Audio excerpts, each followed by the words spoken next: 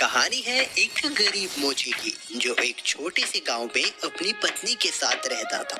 मोची के घर के हालात दिन ब दिन बिगड़ते जा रहे थे।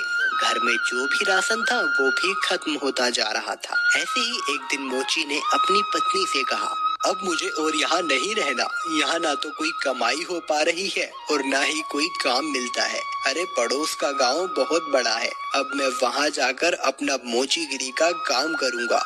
कुछ दिन घर से दूर रह लूँगा, कम से कम घर का खर्चा चलाने लायक कमाई तो हो जाएगी वहाँ।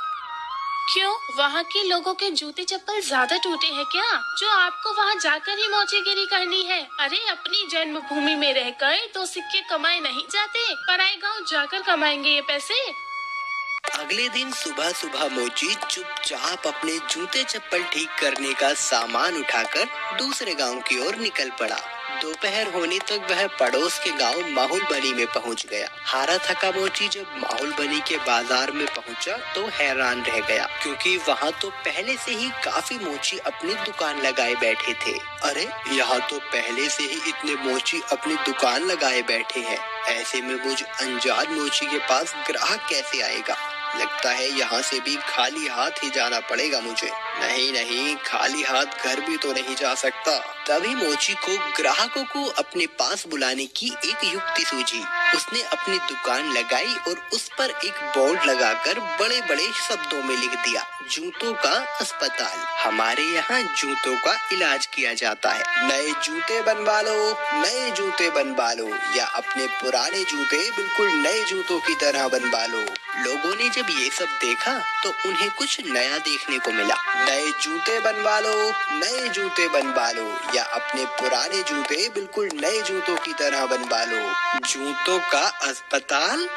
अरे भाई मोची, जरा मेरे इन जूतों का इलाज तो करो। हाँ हाँ जी सेठ जी, अभी किए देता हूँ। मोची अपने छोटे से अस्पताल पर बैठकर सेठ के जूतों का इलाज करने लगा। ये लीजिए, अब आपका जूता बिल्कुल स्वस्थ है। अरे भाई वाह, कितना हुआ इसके इलाज का खर्च? बस साहब, सिर्फ एक तांबे का सिक्का। लो ये लो। ऐसे ही दूसरा ग्राहक मोची के अस्पताल में अपने जूतों का इलाज कराने आया। मोची ने जूतों का इलाज किया, पैसे लिए और बाकी ग्राहकों का इंतजार करने लगा। आज तो मैंने बहुत पैसे कमा लिए हैं। अगर मैं ऐसे ही काम करता रहा तो बहुत पैसे जमा कर लूंगा और एक घोड़ा खरीदूंगा।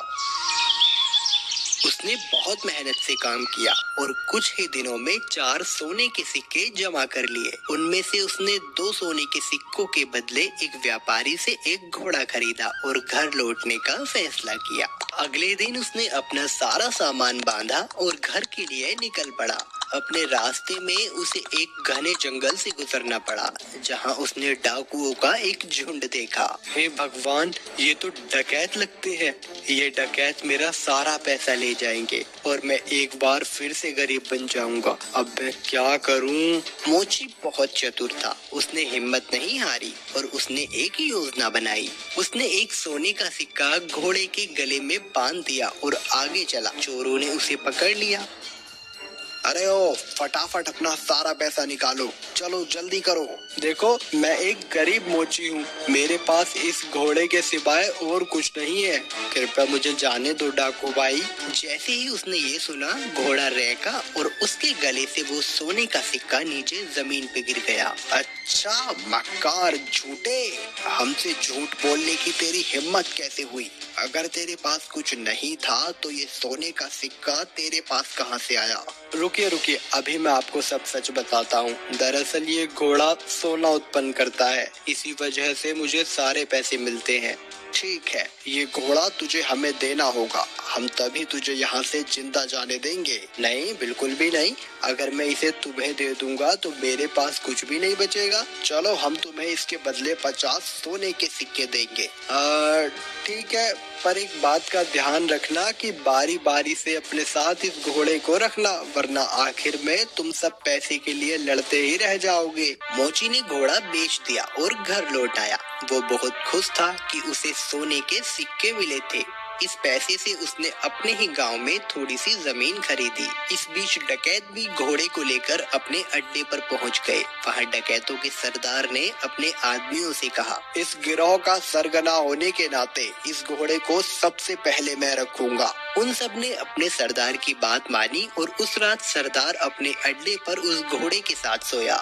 अगली सुबह जब वो उठा तो उसने देखा कि वहाँ अस्तबल में कुछ भी नहीं था। उसने पूरा अस्तबल सही से देखा पर उसे कुछ नहीं मिला। वो जान गया कि इस मोची ने उसे बेवकूफ बनाया है। इस बीच एक और डकैत वहाँ आया। सरदार, आपको सोना मिला? हमें भी बताइए कि कितने सोने के सिक्के घोड़े ने उत्पन्न किए। तुम खुद ही ये पता लगा लोगे जब आज रात तुम खुद ही इस घोड़े को रखोगे। सरदार ने किसी से कुछ नहीं कहा क्योंकि वह अपने आप को बेवकूफ साबित नहीं होने देना चाहता था। एक एक करके सभी डकैतों ने घोड़े को अपने साथ रखा पर उनमें से किसी को कुछ नहीं मिला। वे सब समझ गए कि उन्हें बेवकूफ बनाया गया है। उस मोची ने हमें बेवकूफ बनाया है, अब हम उसे सबक सिखाएंगे। सरदार, उसने ये साधारण सा घोड़ा हमें 50 सोने की मोहरों में बेचा है। हम उससे अपना पैसा वापस लेंगे और हमें धोखा देने की जुर्रत की सजा देंगे। हाँ, चलो चलो। वे सब के सब मोची के घर की तरफ निकल पड़े। मोची अपने खेतों में काम कर रहा था। उसने सभी डकैतों को अपने घर की तरफ आते हुए देख लिया। मोची जल्दी से अपने घर में गया और अपनी पत्नी से बोला, अरे भाग्यवान, मेरी बात ध्यान से सुनो। अभी एक डकैतों का झुंड यहाँ आएगा और जब वो मेरे बारे में पूछे तब तुम उनसे कहना कि मैं खेतों में काम कर रहा हूँ। फिर हमारे कुत्ते जबरा को भेजना मुझे बुलाने के लिए। ये कहकर वो अपने घर के पीछे छुप गया। कुछ देर के बाद चोर वहाँ आ पहुँचे। वो मोची कहाँ है? बुलाओ उसे, हम उससे बात करना चाहते हैं। वो तो खेत पर गए हुए हैं। आप रुकिए, मैं अभी अपने कुत्ते को भेजती हूँ उन्हें बुलाने के लिए। जबरा, तनिक अपने मालिक के पास तो जाना और जाकर उनसे कहना कि कुछ लोग उनको बुलाने आए हैं। ये सब क्या है? क्या जबरा सचमुच तुम्हारे पति को यहाँ ले आएगा? जरूर, वो हर बात समझता है। जब वो खेत पर होते हैं और मुझे उनसे बात करनी होती है तो मैं बस जबरा को उनके पास भेज देती हूँ और जबरा मेरी बातें उन तक पहुँचा देता है। डकैत मोची की पत्नी से बात कर रहे थे तभी मोची वहाँ आ पहुँचा। ओह डकैत भाई, आप आए हैं। जबरा ने मुझे बताया कि आप मुझसे कुछ बात करना चाहते हैं। हमें तुम्हारे इस घोड़े से कुछ नहीं मिला। तुमने हमें धोखा दिया, हमसे झूठ बोला। अरे आप कैसी बात कर रहे हैं? मुझे लगता है आपको कुछ तो गलतफहमी हुई है। आज जो कुछ भी मेरे पास है सब कुछ उस घोड़े की बदौलत ही है। अच्छा चलो ठीक है, हम तुम पर एक बार और विश्वास करते हैं, पर उसके बदले तुम्हें हमें ये कुत्ता भी बेचना होगा। अरे नहीं, बिल्कुल भी नहीं, मैं इस कुत्ते को तुम्हें नहीं बेच सकता। अरे चलो, हम इसके लिए तुम्हें 40 सोने के सिक्के देंगे। थोड़ा इनकार करने के बाद मोची सहमत हो गया कुत्ता बेचने के लिए। चोरों ने जबरा को लिया और चले गए। जब सभी डकैत अपने अड्डे पर पहुंचे तो सरदार ने ऐलान किया कि वो पहला होगा जो कुत्ते को अपने पास रखेगा। बाकी डकैतों ने उसकी आज्ञा मानी और चले गए। सरदार ने अपने बेटे श्याम को बुलाया। सुनो श्याम, मैं अब काम पर जा रहा हूँ। अगर मेरी जरूरत पड़े तो इस कुत्ते को मुझे बुलाने के लिए भेज देना। जैसा आप कहो पिताजी। कुछ देर बाद एक डकैत को अपने सरदार से एक काम आन पड़ा। उसने श्याम के पास आकर सरदार को बुलाने के लिए कहा, आप रुकिए, मैं तुरंत उन्हें बुलावा भेजता हूँ। जबरा, जा और जाकर पिताजी से कहना कि कोई वहाँ आया है उनसे मिलने। जबरा सरदार के अड्डे से भागा और बजाय सरदार के पास जाने के वो सीधा मोची के पास गया। जब सरदार घर वापस आया तब उसने देखा कि जबरा वहाँ नहीं था। वो जान गया कि जबरा जरूर अपने मालिक के पास गया होगा, तो वह अकेला फिर से मोची के घर गया। सुनो, क्या जबरा तुम्हारे पास आया हुआ है? हाँ, वो यहाँ आया है। मेरे ख्याल से उसे जरूर मेरी याद आ रही होगी। मेरी मानिए तो उसे थोड़ा सा समय दीजिए, अंत में वो आपको अपना मालिक स्वीकार करने ही लगेगा। सरदार जबरा को वापस ले गया और उसने अगले दिन उसे अपने साथी को दे दिया। जबरा सारे डकैतों के साथ एक एक करके रहा, पर वह हर दिन मोची के पास वापस लौट आता। सबने ये जान लिया कि एक बार फिर से मोची ने उनका बेवकूफ बनाया है। उन सब ने विचार विमर्श किया। इस बार हम बेवकूफ नहीं बनेंगे, मैं उस मोची को अब सबक सिखाऊंगा। इस बार सारे डकैत मोची के घर पहुँचे। उन्होंने मोची की एक न सुनी और मोची को एक बोरे में डाला और उसे लेकर वहाँ से चल दिए उसे सबक सिखाने के लिए। मोची चुपचाप बोरे में पड़ा रहा। रास्ते में वे सब एक मंदिर के पास से गुजरे, तभी एक डकैत ने कहा, सरदार, गर्मी बहुत ज्यादा है, क्यों ना कुछ देर यहीं आराम किया जाए। सरदार भी उसकी बात मान लेता है और मोची को वहीं छोड़कर मंदिर में आराम करने के लिए चले जाता है। सुअरों का एक झुंड वहां से गुजर रहा था और जब मोची ने सुअरों के झुंड की आवाज सुनी तो मोची को एक उपाय सूझा और उसने तेज आवाज में चिल्लाना शुरू किया। मैं ऐसा नहीं करूँगा, मैं ऐसा नहीं करूँगा, मुझे छोड़ दो, मुझे जाने दो। सुअरों के मालिक ने उसकी आवाज सुनी और वो उसकी ओर आया। अरे रुको रुको, क्या हुआ? तुम क्या नहीं करोगे? किसने तुम्हें इस बोरे में डाला? वो मेरी शादी जबरदस्ती जमींदार की बेटी से करवाना चाहते हैं, पर मैं शादी नहीं करवाना चाहता। क्यों भाई, क्या तुम पागल हो? अगर मैं तुम्हारी जगह होता तो मैं यकीनन उसकी लड़की से शादी करता। अगर ऐसी बात है तो आओ, मैं तुम्हें बोरे में डाल देता हूँ और तुम जाकर उसकी लड़की से शादी कर लो। सचमुच? बेशक, लेकिन पहले मुझे बाहर तो निकालो।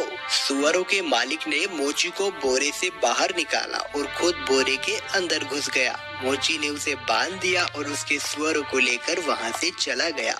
शाम को डकैत मंदिर से बाहर आए, बोरे को लिया और चले गए।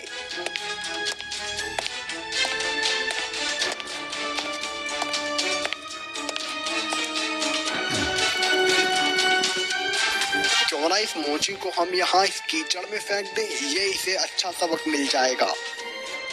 डकैतों ने उसे कीचड़ में फेंक दिया और वहां से चले गए। वापस आते हुए उन्होंने मोची को सड़क पर देखा और वो हैरान रह गए। अरे तुम यहाँ कैसे पहुँचे?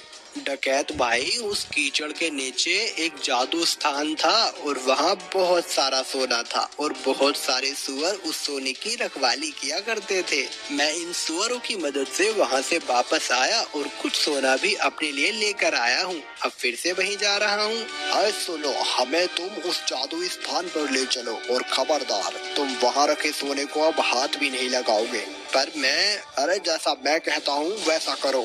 ठीक है, अगर तुम जोर देते हो तो। डकैतों का झुंड उस कीचड़ के पास आ पहुंचा और एक एक करके कीचड़ में कूद गया, लेकिन किसी के हाथ कुछ न लग सका और इस तरह फिर एक बार मोची ने अपनी चतुराई से अपनी जान बचाई।